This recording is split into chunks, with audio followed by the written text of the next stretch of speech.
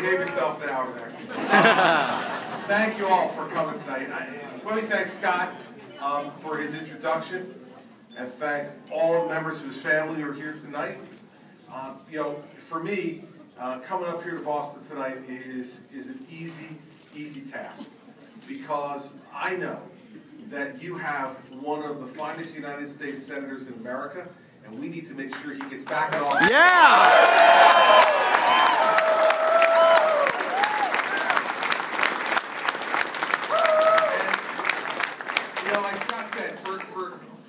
We Republicans in blue states, we got to stick together. We got to stick together. We got to make things happen to make sure the whole country sees what good, common sense Republicans can do to move our states forward and to move our nation forward. Having somebody like Scott Brown in the United States Senate gives all of us, even folks sitting in New Jersey, some small hope that Washington, D.C. can be fixed at some point.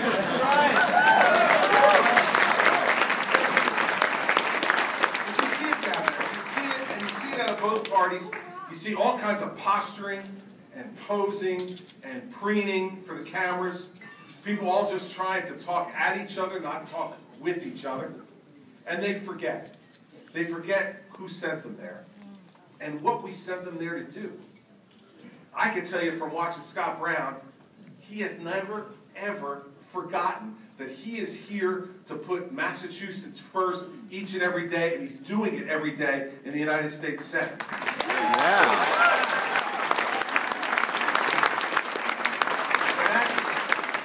And it's not easy. It's not easy, and you know the attacks have come, and they're going to continue to come against Scott. And when Scott says the crowd like this makes him sleep easier at night, I believe that. But what we need to understand is that he's being generous to all of you tonight. People in this room, not nearly enough. Not nearly enough for what we're going to have to do this November.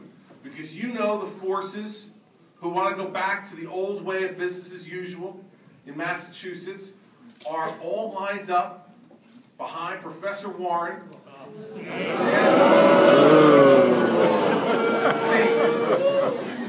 People see. I only wanted to use your name once, so you all would do it for me. Scott told me it was a layup, so I'll take it. But they're all lined up against what's her name, and they're lined up behind her because they want to return to the old way of doing business. They want to return to having a United States senator who blindly votes with their party each and every time, who doesn't put the interest of the people of this Commonwealth first, but puts the interest that Harry Reid tells him to put first. You don't need that. You already got one of those in the United States Senate. You don't need that.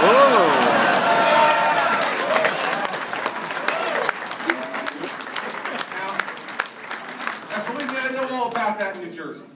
All about that in New Jersey. I mean, in New Jersey, here's one of the ways that we are envious of Massachusetts.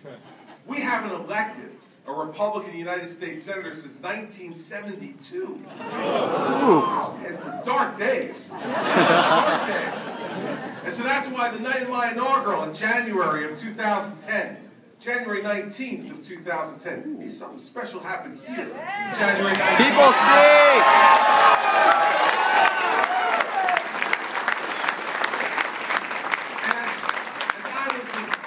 I was enjoying my party for my inaugural up in Newark, New Jersey. I was getting reports on what was happening in the Commonwealth of Massachusetts. And I said, man, our Republican Party is back. When I'm in office and Scott Brown's in office and Massachusetts and New Jersey are sending Republicans to big jobs, you know the Republican Party's back. Yeah!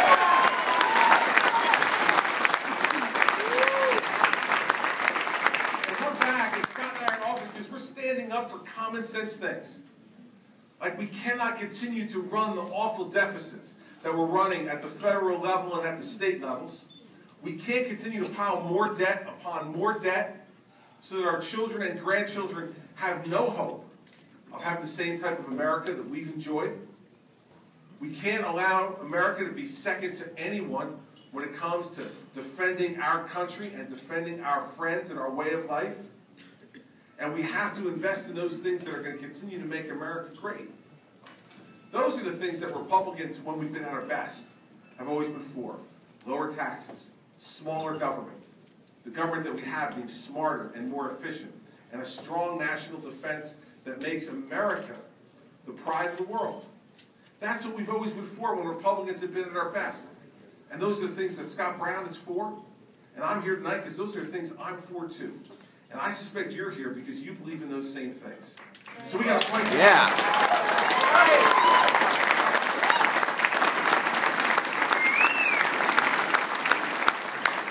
And you know, some of you, this may be your first time actually seeing me in person, but I'm sure that you've seen a couple of my more interesting interactions with my constituents. Maybe this summer, you know, when Hurricane Irene was plowing up the East Coast. And, you know, first time I was dealing with a hurricane as a governor, and so I know exactly what to do. So the first time, the day before the hurricane was coming, I went out behind a podium like this, and I tried to act very gubernatorial. You know, I said, people in New Jersey, the people on the New Jersey shore, you need to get to safer ground as quickly as possible in an attempt to preserve life and property. And so I said that, and then the next day, as the hurricane was coming, I was sitting in my command center, and I looked up at the screen, and there was someone from CNN in Asbury Park, New Jersey, standing on the boardwalk. And then the hurricane's hours away, and there are people behind this reporter on the beach. One guy's putting suntan lotion on his girlfriend or wife or whoever she may have been. Another guy sitting there building sandcastles with one of his kids, and another teenager is picking up his surfboard and running towards the ocean. And I looked at my staff and I said, "Who are these idiots?" And he said, "I wish I could say it were true." They looked at me and said, "Those are your people, Governor." And so I decided that I have to stop acting and thinking like I have to act like a governor. I have to be me. I have to be the people who the people of New Jersey elected. And so I went downstairs and I said to my communications director, I said, "Maria, I'm mad." And she said, "Oh no." I got behind the podium and I said, "For you people in Asbury Park, get the hell off the beach now."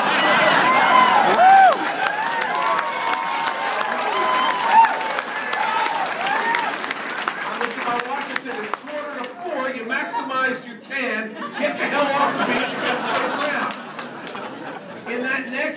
In that next 24 hours, we evacuated 1.2